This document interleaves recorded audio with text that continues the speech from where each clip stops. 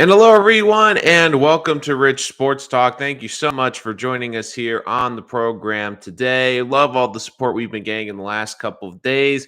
Both mock drafts for the New York Giants, our first version, and our latest version for the New York Jets is out. Again, guys, 3-round mock drafts. I do the full 7 once we get past free agency, once we get past filling out some of the holes on the roster. And I know a lot of you guys want the 7-rounders. I promise you they're coming. I just wait until after the free agency period. But you guys have seemed to really love the draft, so I'm really happy about that. We will have an updated big board, which will be coming out later this week, which will also include my reaction to the latest prospects and just in time for the NFL Combine, where we're likely going to see a couple more big movements in the board. Again, the chat is always open on this Monday. Thank you again, as always, for joining us here today. Lots to talk about, including both mock drafts. And I want to do this a little bit differently, too, I wanted to get your reaction to both mock drafts. Open this up to both fan bases because I felt like you guys would have a lot of opinions about the mock drafts today. Would love to see what your thoughts are on them, what you liked, what you didn't like, how you're feeling about what needs you'd like to see each team sort of target. Got a lot of comments on both videos already. A lot of you seeming to like the Jets one, the direction I had, the trade within there. And I'm not going to tell you all the picks I made because if you haven't seen the video, go check it out. The links, of course, are below to check out those mock drafts. And for the Jets, like I said, had a trade to get back into the 20s. I've been predicting that that you're going to see movement, whether it's either trade downs from 4-10 or a trade back in the first round, like get to the 20s. I just feel like you're going to see both of those and both that movement from that team. And the Giants are a little bit harder. And I'll start talking about the Giants a little bit. But for me, the Giants were slightly harder because you have a new GM, you have a new front office, you have a new scheme. And it was kind of difficult in some regards because it's easier to do a mock draft when you're more familiar because I like to go off the GM tendencies. So what I did was try to go off what the Buffalo Bills have valued, what their tendencies have been over the past few years. And I kind of did break a little bit of my rules. The first 2 picks, I did have them going with 2 offensive linemen. And that's been something that a lot of you guys have been discussing in the chat and that I've seen too, is some people liking that. I do feel like some people might not like the idea. And I even said during the video, which was a lot of mock drafts have them going with basically some combination of an offensive lineman, pretty much a tackle, and a pass rusher at 5 and 7. But my thought process behind the whole thing with the Giants is this is a very deep pass rush class, especially on the edge and especially for 3-4 edges, which it looks like the Giants are going to keep the 3-4 scheme. So I feel like they could find a good value player as an edge rusher early in the second round, as opposed to reaching maybe a little bit at the 7th pick. But the more I was thinking about this too was, would the Giants potentially trade down? And the interesting fact is, I do think the Giants would be open to trading down despite having a plethora of picks. I mean, they do have 2 third-round picks. They do have their high second-round pick. And it is kind of funny because you look at both the Giants and the Jets. I mean, the Jets, of course, had the 2 early second-round picks. Giants with 2 thirds. We've talked a lot of the trade down scenarios about the Jets, but I could also easily see the New York Giants trading down in some capacity as well because they're not going to be able to make as many moves as like the Jets, for example, are in free agency because of their cap situation. They're going to be tight under the cap. Even at best, I feel like they're going to be, even if they make some cuts, they're going to be around $10 to $15 million under the cap, and you're only going to be able to find maybe 2 players, maybe a couple backups with that kind of cap space. So I just think that the Giants are going to have to really hit a home run this draft. And if they feel like they can get guys later in the draft, I do think they're going to try to trade down. The interesting thing is you're going to need a dance partner. And could the Giants maybe find someone that's desperate to get a quarterback, trap to 5 and 7? Sure, that's certainly a possibility, but a lot has to go into play there. And it is kind of funny, like looking back at my mock draft, like I was kind of on the fence with some of the picks, but one of the more interesting ones was I did have the Giants going tight end in the second round. And one of the reasons I had them going that direction was because they're going to need a tight end. And really, this draft is kind of a funny one for the Giants because it needs to be a foundational draft, but it's not necessarily for their current quarterback. And they keep saying all of the right things about Daniel Jones. And if you ask me today what I believe the Giants are going to do at quarterback, it's going to be ride with Daniel Jones for another year because I don't think that this is a sorry about that, very good draft class in terms of quarterbacks. But B, it just makes sense to try to get as many pieces around, see what you can get out of Daniel Jones. And worst case scenario, the Giants are picking a quarterback next year, but they're in a better position to build around that quarterback with a better offensive line, with better weapons. And look, the Giants, there's a reason that they had the lowest ranked offense in the league. And a lot of people were saying, well, why aren't you going defense in the first round? Why aren't you going defense? And really, to me, the Giants' defense, and I understand their defensive line needs some help, but the Giants' defense wasn't the issue last year. It wasn't the same defense that we saw the previous year. I understand that, but it's a defense that you can win with and really doesn't need a lot of additions. Yes, you can upgrade it, but when you look at the state of the Giants' offense with how bad their offensive line is, how bad the tight end position is likely going to be without Evan Ingram, and then even make the case where I didn't do it in the third round here, but I would not be shocked if the Giants take a running back in the fourth or fifth round just because of Saquon's injury history and because you're trying to develop a team to help a young quarterback. And could the Giants fall in love during the process with Kenny Pickett or Malik Willis and decide, look, we need to just restart the clock on the whole process? Sure, they could easily do that, and you can't rule anything out at this point. But if I were the Giants, and what I believe they're going to do is still ride with Daniel Jones, because worst case scenario, they go through this year, they say, look, we exhausted as much as we could with Daniel Jones and we've put this roster in a better position by upgrading the offensive line, by upgrading our receiving course, by upgrading our playmakers in the process. And guys who are new to the channel, thank you so much for joining us here on a mock draft kind of a Monday, as we're talking about our recent mock drafts here on Rich Sports Talk. If you have any questions, if you have any comments, if you have any opinions, please put them in the chat. And of course, go check out the videos if you haven't. They are in the description in the bio below. If you would like to check out our Giants mock draft, our Jets mock draft, full 3-round mock drafts, and I go into a little bit there. And for the Jets on the other side, not a lot has changed. I did put, again, that trade into the mid-20s to go out and get a playmaker. I know 4 has been a polarizing pick for the Jet fans because a lot can happen at 4. And a lot, again, depends, and this is part of the process with the draft, is what happens with the teams around you. And I feel pretty confident that Aiden Hutchinson is going to be a top 2 pick.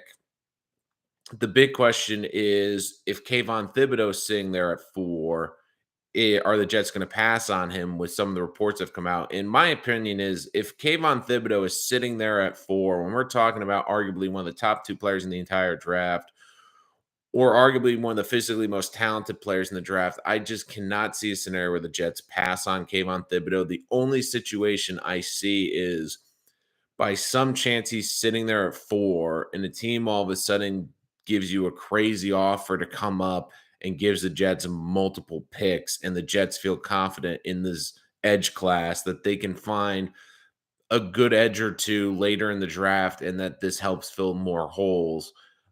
That's to me the only scenario if he's on the board and the Giants just decide, the Jets decide not to pull the trigger on Thibodeau. I do think they would field offers for that pick as opposed to just letting him go by. But Robert Saleh has said, and he said in Mobile, look, we need to improve our front 4, our pass rush, because it's the position that improves the rest of the defense. They want to build around the defensive line. They want to have an elite defensive line, an elite pass rush. And with Thibodeau, you could potentially have that with him on one side, Carl Lawson on the other. You have John Franklin Myers working from the middle with Quinton Williams. And that is going to be a very good pass rush. So it's it's something that I just cannot see the Jets passing up on that opportunity if it's there. And one of the other polarizing figures is Kyle Hamilton. And it's funny because in my scenario, I didn't have Hamilton getting to the Jets. I had him going to the Texans at 3. But one interesting thing, and Giant fans, if you're there and if you want to put it in the chat, I'd love to hear from you. If Kyle Hamilton was sitting there at 5, would the Giant fans want Kyle Hamilton at 5? Because I know the Jet fans have been pretty vocal that they do not want Kyle Hamilton at the 4th selection. But the Giants are kind of a funny team now in some regards, if a good offensive lineman's there at 5, or like let's say Cross is there and you're worried he's going to go at 6, you almost have to lean the offensive line just because how bad the offensive line is. But if Hamilton's there, and again, I do think the Giants have a good secondary, and they have good safeties that they can get away with. But do they feel Kyle Hamilton's such a special player that they can't pass him on at 5? So I'm curious to see what Giant fans have to say about that. Now, again, in my scenario, I did not have Hamilton falling to the Giants with the 5th pick. But if he was there, what would Giant fans want to do? Some chats coming through. Thank you guys as always to file. Good morning. Thank you for joining us. Hey, Nolan, if both edge rushers aren't at 4, does it really matter what positional value we have on a certain player? Example, just take Sauce Gardner at 4 and moving on to 10. I'm guessing when you mean moving on to 10, are you talking about like a trade or something? But let me just reread really what positional value we have on a certain player. I don't think that the Jets. What my thought process is for free agency for them is they want to put themselves in a position where they don't desperately need something. So my thought process is I really believe the Jets are going to go out and try to get a lockdown corner or a number 1 corner free agency and a safety or address the safety position. So when they go in the draft, they don't have a desperate need, so that they have to draft something. I love Sauce Gardner. Picking him at 4 seems awfully high because in your scenario, both edge rushers are off the board. So you're still going to have at worst, one of the top 2 offensive line prospects, either in Ekanu or Neal, which I think would be tough to turn down at the 4th spot. And that's one of the things you worry about with the 4th spot with the Jets is in some ways it could be a great pick if they can get one of the pass rushers there. But if they don't love one of these offensive linemen, where do they go there? Especially if they can't trade out. It's one of those things where you keep seeing people saying, "Oh, they'll just trade out for, they'll just trade out for," but you're going to need someone that's going to want to come up. And really, at 4, I don't see an offensive lineman that someone's going to be desperate for. I don't see Kyle Hamilton is a bit of an X factor, but I really don't see a team trading up to get a safety in the top 5. It's just never happened. I cannot see that scenario happening. And if I'm sitting there with the 4th pick, corner seems a bit high. I would lean offensive line. But that's one of the traps that you worry about for the Jets falling into. What I meant was just taking the player they want, regardless of that player should be taken 4, and then just letting the board fall however it might until they get to 10, so on. I almost feel that if in your scenario, both the pass rushers are gone, I do wonder, and I have seen a few mock drafts go this direction. And to be honest, I wouldn't hate it. Would be Jermaine Johnson at 4. And I really love what he did at the Senior Bowl. I really believe he's an ascending player. The only thing you worry about is I do think he's going to be a very good pro for a long time, but is he going to live up to the expectation of a top 5 pick? Like if Jermaine Johnson's a guy that is a good pass rusher, like let's say he's kind of like a John Franklin Myers or a little bit better version where he gets like 10 sacks a year, consistent player, very good player. But if you're watching Aiden Hutchinson and Kayvon Thibodeau getting 15 sacks a year, or in the discussion to eventually be defensive players of the year, you might feel a little bit different about Johnson. And it's tough because after those two, this draft, it's really about fit and who you like. But the corner talk is just tough because I do really like Sauce Gardner, but I don't really see a great corner in this draft where I'm like, okay, they're a number one corner.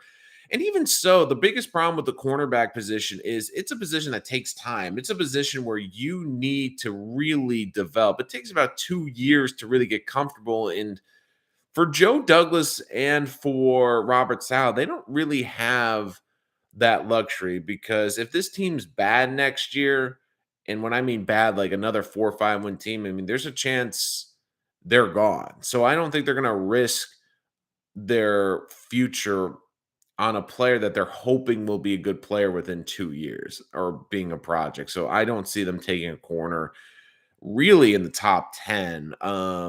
Maybe later in the draft, but really to be their starting number one corner, I just don't see that happening. I'd see us taking the best offensive lineman if no rushers are available and Jermaine Johnson at 10. Um, I see that scenario too.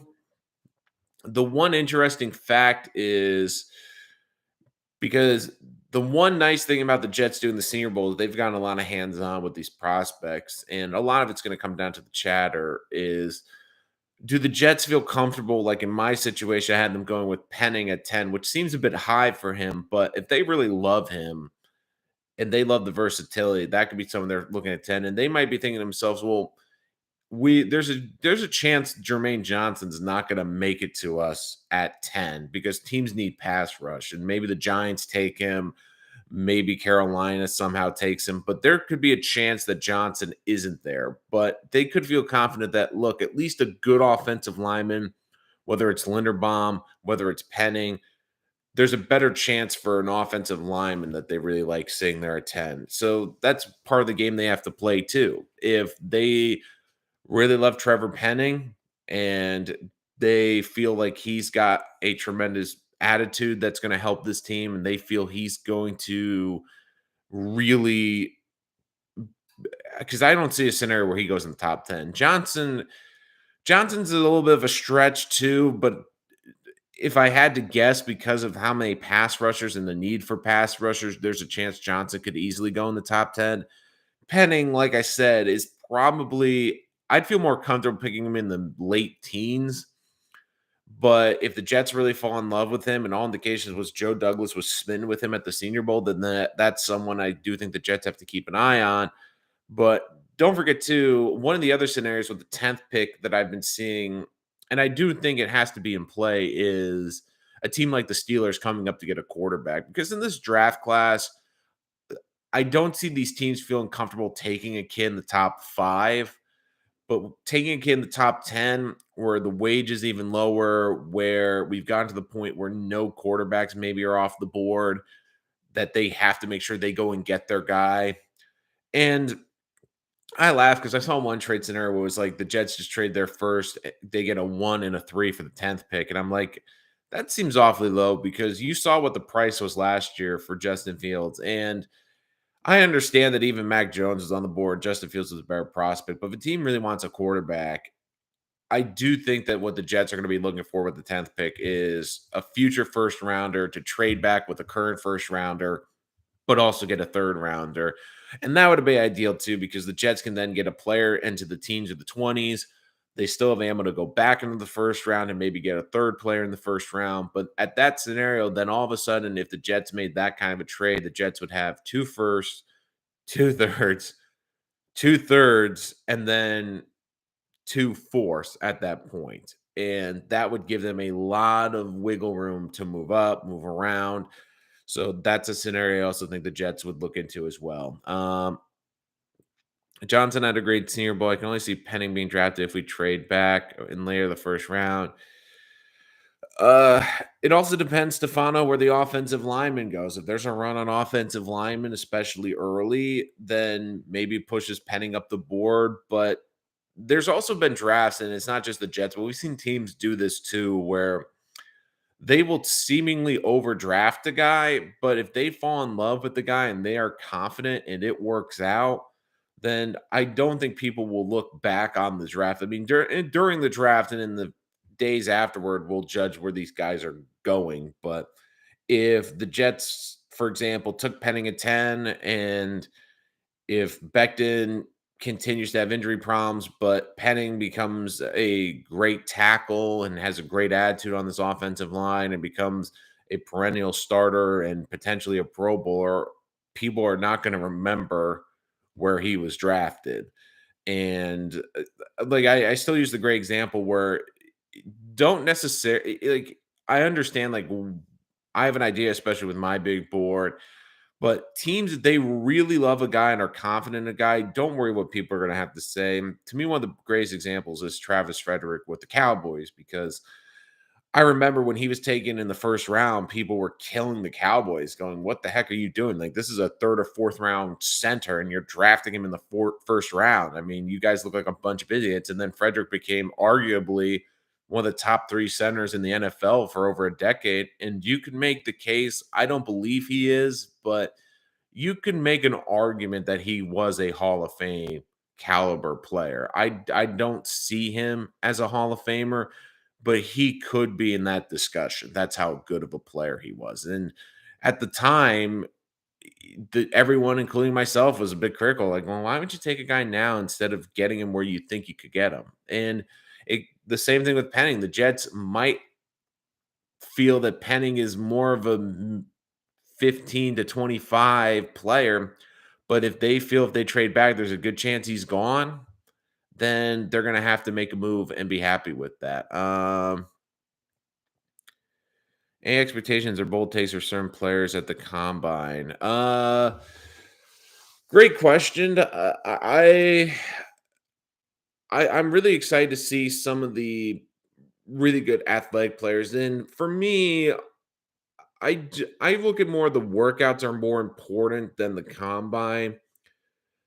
For me, the combine is a good way to help some of the fringe players or players that you haven't really heard of much about really make a statement and really have teams reevaluate some of the film. And maybe if some guy's on the fence, but if he has an incredible workout, that might push him over. And also on the other regard, which is if a guy shows up out of shape, if a guy is overweight, if a guy doesn't perform physically, then it might raise a red flag. So, like I feel like the combine, like you should only take probably of the physical combine, I would say 5% to 10% valuing prospect. The bigger thing with the combine, in my opinion, is which we haven't seen because of COVID in the last few years, and I'm curious to see how they handle it, is the medicals and the interviews.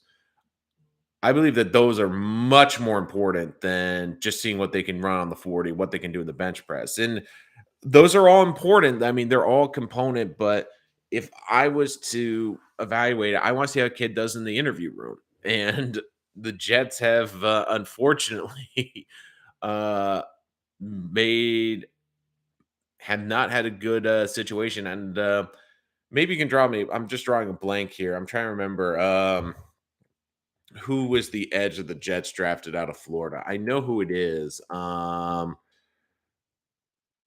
In the third round, McCagnon drafted him. Trying to really think, like, I know the name. It's one of those things, like, you know the name, um, but, it's just escaping you at the moment. Let me just, I'm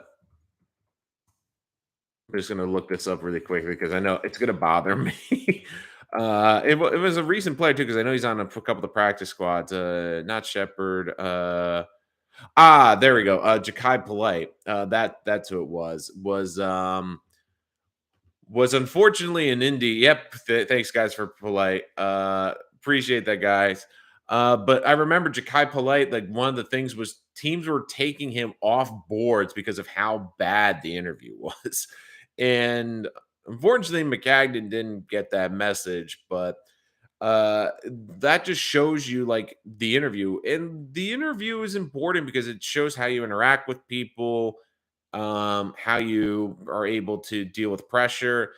And I do think that that was one of the big things that out of the Senior Bowl was that the Jets had an advantage was they not only had these guys in the locker room, not only did they have them in film study, but they also got a chance to sit down with them. And in some regards, the Senior Bowl's probably better at getting a better picture than the combine because you're just seeing guys running in shorts. And just because a guy does great at the combine doesn't mean they're going to be a great pro. I mean, Justin Ross ran a 4.22 and everyone's jaw just hit the ground. But then you see the injuries, the limited route tree. So one of the things I'm interested to see is some of these younger guys. Tariq Woolen's a kid I'm really interested in because I mean he ran 22 miles an hour at the Senior Bowl, 6'3", 200 pounds, converted wide receiver into corner out of UTSA. Freak athlete, but he's a kid I could see running in the 4.2, 4.3s. I'm interested to see Stingley from LSU. I know he's been a guy that I have not been a big fan of on my big board. And I mean, I'm curious to see how he runs because I know he had the injury last year, how he looks. And really for the oh god, you mean Super Bowl champion Jakai Polite? I think he's still on their practice squad, but that is it's crazy to think about that. I mean, well, also it's crazy too, KD, because Darren Lee won a Super Bowl with the as a practice squad player for the Chiefs. But it kind of shows you where they are because these are guys that were taken in the first 3 rounds of a draft and they can't even make it off of a practice squad. So, and I know Darren Lee loved to piss off a lot of Jet fans this year with his comments on social media. So he didn't really do anything. And I do think some Jet fans were maybe in a weird way hoping like for a reunion and we're open to that, but I don't think that that's going to happen. As a diehard New York sports fan out of the tri-state area, football has been bad around here for years. It's time for the Jets and Giants to draft players who can change both franchises around. And yes, both of these drafts are going to be monumental either way. They're either going to help these teams turn it around finally, or they're going to send these teams further back. And that's one of the reasons, like for the Giants, I had them going crazy on the offensive line because their offensive line is so poor and they need to put themselves in a position where even if Daniel Jones isn't the answer, they are in a better position to have an answer with um the next quarterback. And for the Jets, I mean, we've been building for this for over a year and a half now for Jet fans. I mean, it's always been looking forward to the season. Even last year, most Jet fans I feel were basically saying, look, we know we're going to be bad this year, but it's all going to be about development. And now this is the year where you look at the cap space, you look at the year 2 of Wilson, you look at the draft capital.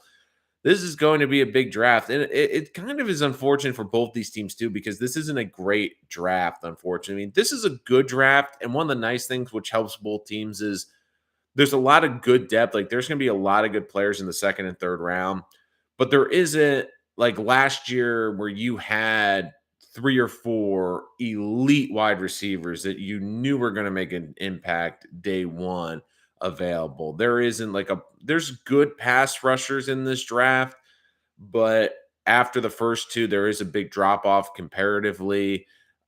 This is a good offensive line class. There's really not great offensive line prospects, but there is a lot of good. Like there's no Sewell in this draft. And it's kind of funny because actually I was looking back. I do actually believe if Elijah Vera Tucker was in this draft, he'd probably be one of the first 2 guys off the board.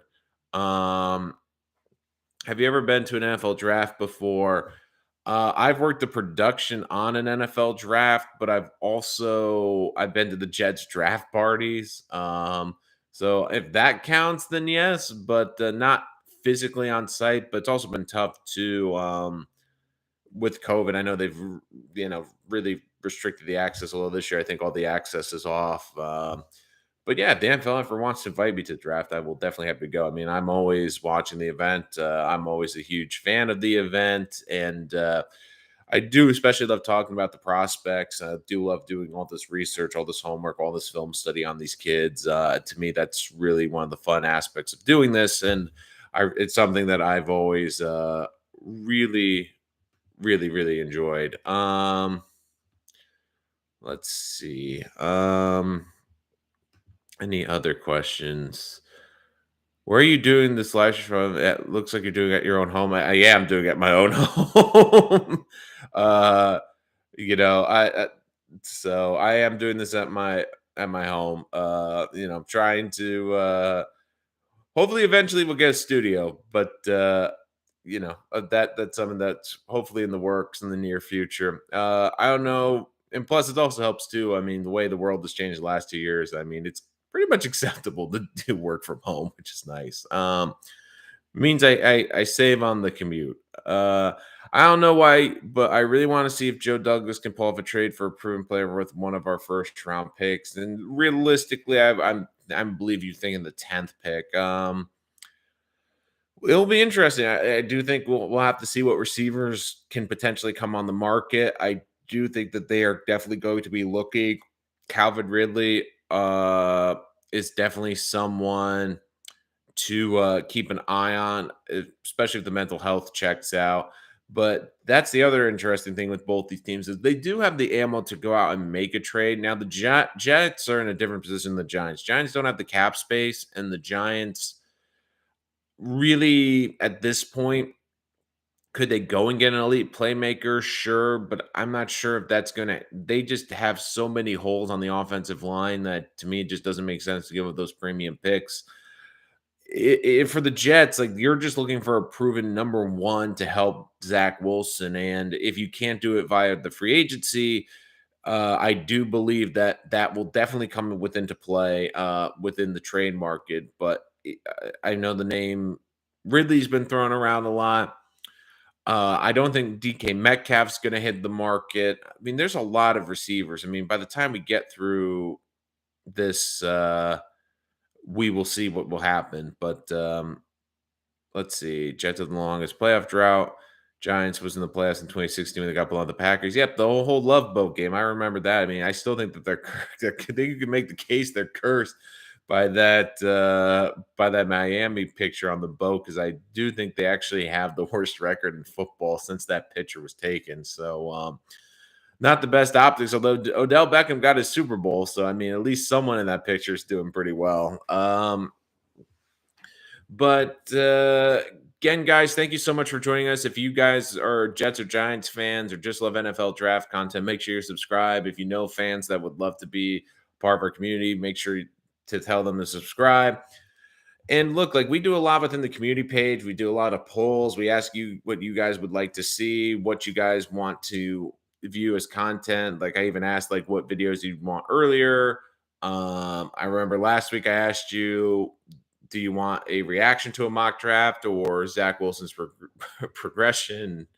You guys were very adamant in the polls what you want, and even with Kyle Hamilton. I know that was 2 weeks ago, but it's kind of changed actually slightly on the Kyle Hamilton poll because I've still left that active. And when I did the episode, it was closer to 75 no, 25 yes. And now all of a sudden it's starting to creep the other direction 35% yes, 65% no.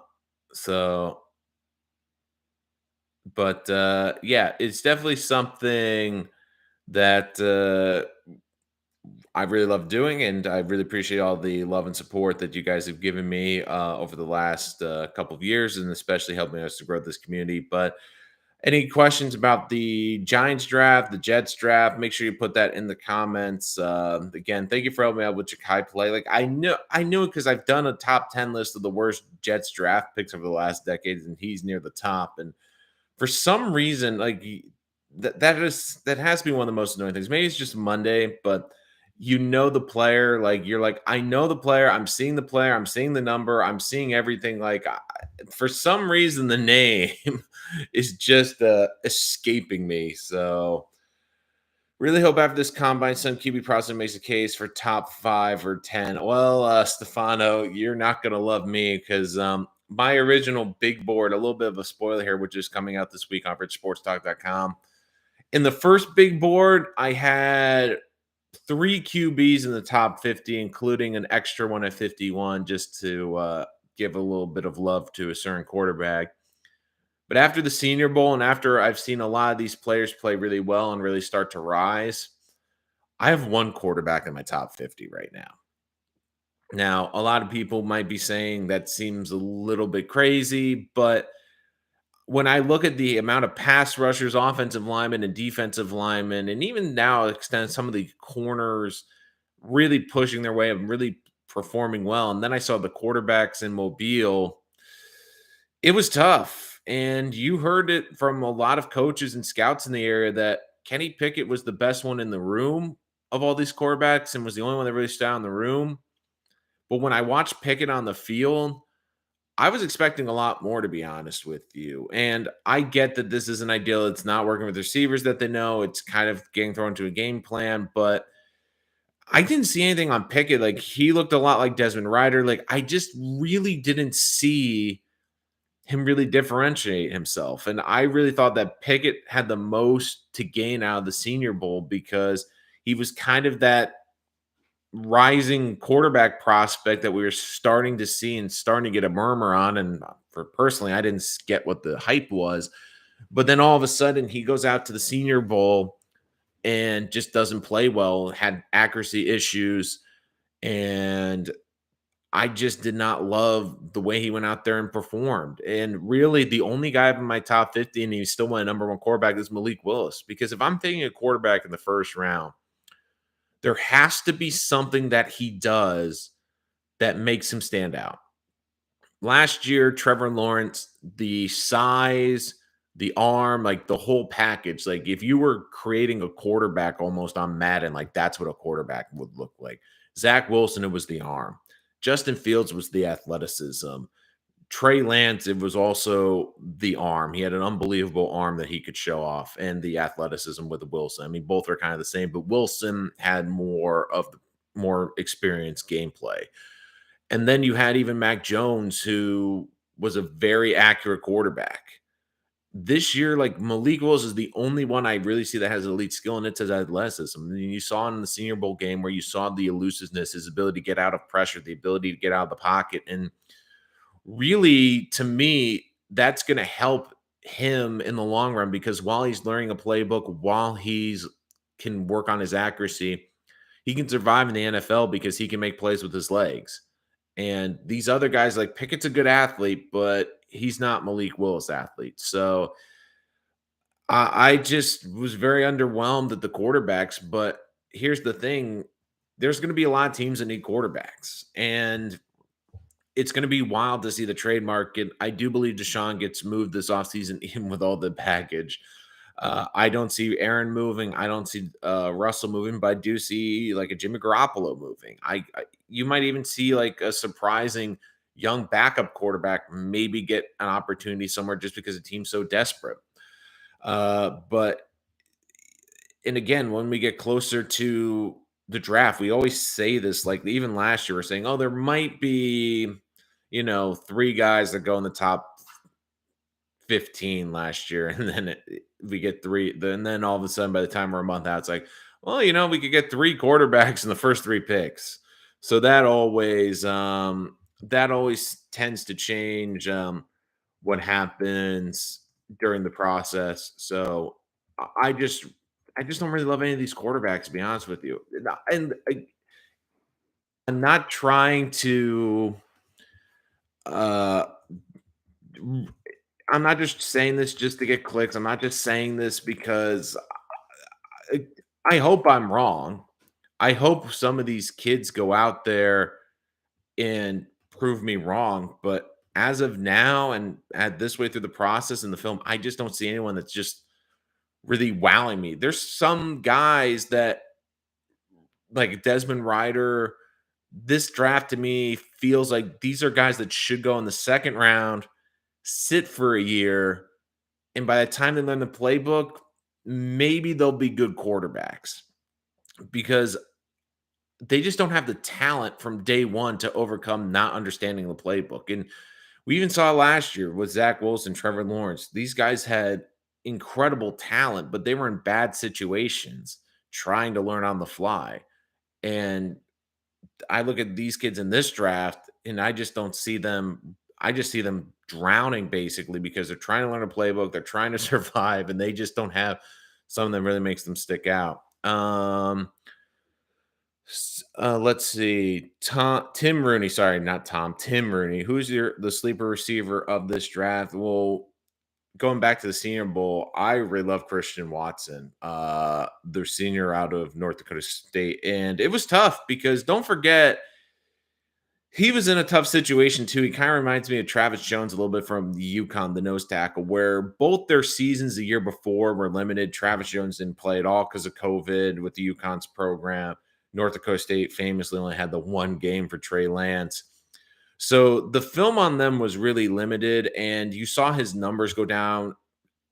And let's face it, they went from having Trey Lance, an NFL quarterback at North Dakota State, but I really love watching him at the Senior Bowl. You look at 6'5", 200 pounds, and despite that size, incredibly fluid. He had great speed, which you knew about, but I was looking at the fluidity, the ability to run routes, and he looked really polished, and he really impressed me. And it comes down to be where there's so many receivers now, and this is a draft where there isn't an elite one like last year.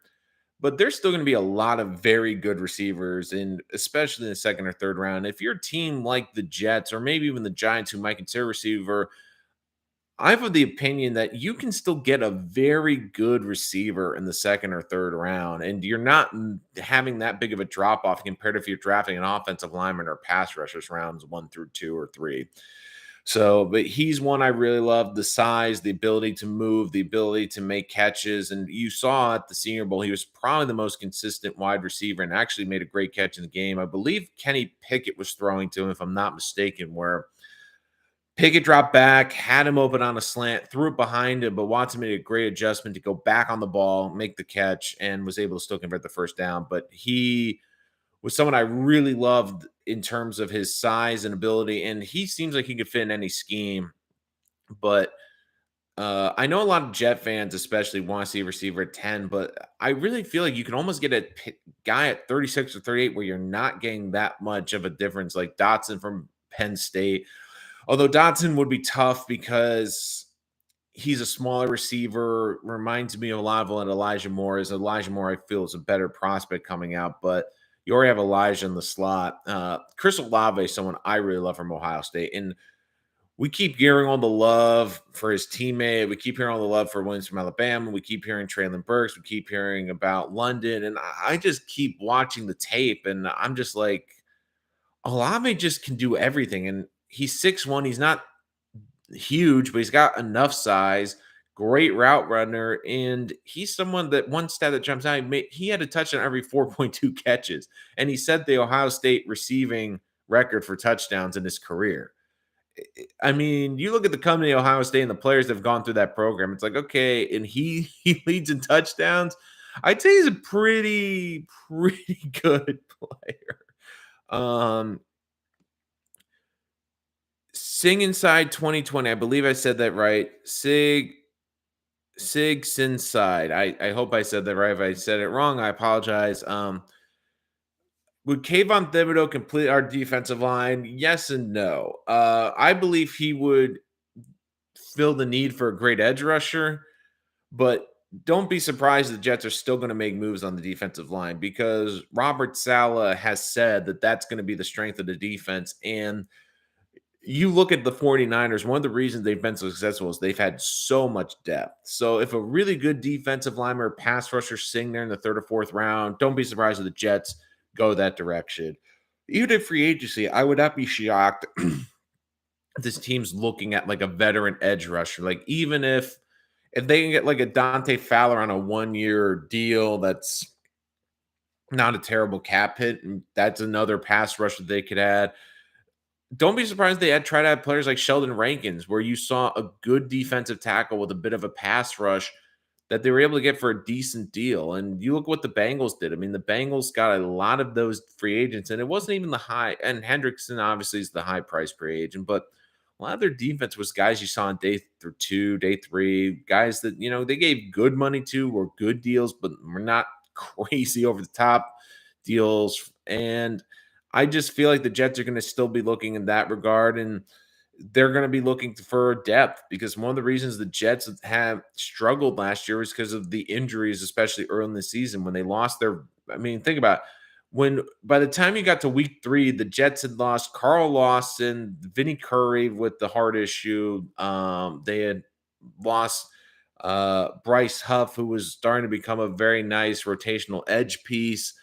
And really, when the defensive line started getting those injuries piling up, that's when this defense really took a nosedive. So I believe the Jets' philosophy is going to be you can never have too much depth at either the wide receiver position, the offensive line position, or the defensive line position. So even if they got Thibodeau with the 4th pick, that's not going to rule them out getting guys. And I really do think that you're going to see the Jets try to get more day 3 picks, trading whether they're 4th or their 5th round picks to move back, maybe get a couple in the 6th or the 7th round. And you saw it last year, the entire day 3 of the draft was defense. And one of the thought processes I've had with Douglas and why I believe you're going to see him lean offense, especially early, is because he's proven that he feels he can find players or good role players for defense because defense gets overlooked on day 3 of the draft. Whether it's a player that their stocks fallen because of an injury, whether it's a player that is from a smaller program or from a non-power program. I do think that that's something that he will look at, and it's something that they will definitely look to consider on day 3 of the draft. But yeah, I don't. Again, I don't see Thibodeau if he's there at 4. I don't see him falling to the Giants. I'm sorry, Giant fans. I've seen a lot of mock drafts with him with Thibodeau going to 5 to the Giants. I just cannot see a scenario where that happens. But another interesting thing too is a couple mock drafts I have the Giants going with George Karlaftis, and I think that would be a terrible decision. Like I'd rather take a shot on David Ojoba, the edge rusher from Michigan, or maybe try to get like a Bo Malfi trade up for him later in the 1st round. But I'm just not a fan of George Karlaftis, and him and Devin Stingley, like they're 2 guys on my board that I've gotten a lot of feedback on where they're a lot lower on my board than a lot of boards. And both are weirdly kind of similar because I view both kind of the same, where both had breakout first years where all of a sudden you're looking at those kids like, okay, if they continue on this path, they're going to be top 5 picks in the NFL draft. But then, like, Karlaftis is a little bit different. I mean, he had the injury his sophomore year, but this junior year, I was really expecting a lot from him. And he had a good year, but he only had 4.5 sacks compared to 9.5 his first year. He was a player where I was just looking at how much praise he was getting and looking at how, like, and there's a lot of things I liked on the tape. He's a really strong player. He's got a good power rush, but when I look at the player, he's one of those ones where it was funny where you look at the reputation, the production didn't match. I mean, I kept hearing like, "Oh, he's one of the most consistent, best pass rushers in college football." And I watched the tape, and I'm like, "There's flashes of that," but I also look at the production, and I go, like they didn't play great offensive lines. The amount of passing in college now, you would expect someone to get more than 4.5 sacks of his caliber, uh, but that's definitely someone I would avoid if I was the Giants in the top 10 is definitely those 2 guys. But again, and this just came out, but Derek Stingley expected won't work out the scouting combine, still recovering from an injury. So that's definitely something with the combine that was just reported by Bleacher Report. So that also is another key factor. I know we asked earlier about the combine, and he was one of the few players I was interested to see how it would be after the injuries, but we're not going to see him. So Stingley, a lot's going to come down to that pro day, and if it's not a good pro day, you could see him dropping very far. And the other thing too is I do believe that this is going to be a bit of a red flag because I do think a lot of teams are looking at this combine for Stingley as a chance to check on his medicals and see how he was recovering. And the fact that he's going to miss because of this injury, probably is not going to help his draft stock. And you look like Sauce Gardner is really starting to come into that conversation. McCreary and like if I'm the Jets, I'm avoiding Stingley just because even though the upside might be great, like we've seen what happens when you draft injury prone corners from college. It usually doesn't work out. And it's something where he hasn't been able to stay healthy for the last 2 years at LSU in a shorter season. How is he going to play in a 17-game NFL schedule? And it's almost like more now than ever with the expanded season, with the expanded playoffs in the NFL. Durability is one of those things like we never talk about for players, but it really is something that has to be considered because you can be the most talented player in the world, but if you're not on the field, it doesn't make a difference. And like that's one of the things I keep saying with my mock drafts. And one of the things I do think Joe Douglas is looking for, he's looking for guys that can be on the field, especially with how last year went, where the Jets were decimated by injuries. I mean, they want guys that are going to be good players, but they also want guys that are going to be on the field. So that's definitely something that will have to come into play, but that's a little bit of news. But any other questions before we wrap up today? Would love to hear if you have any final thoughts today before we head out. Again, if you haven't checked it out, the mock drafts are available. The link is in the description below for both the Jets and the Giants. And don't worry, a full 7-rounders coming for both teams once we get past the free agency period. Just going to take a break, see if we have any more comments coming through.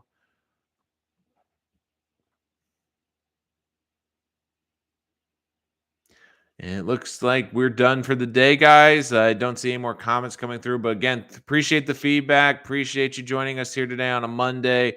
Love to hear from you guys as always. Always great to hear from you. And I really do appreciate you guys joining us here today. As always, thank you so much. Love the support and more Jets and Giants content coming out this week. Make sure you're subscribed if you love that sort of content. And of course, our big board also coming out later this week. Thank you guys so much for joining us. I'll see you soon. This is Nolan Rich from Rich Sports Talk.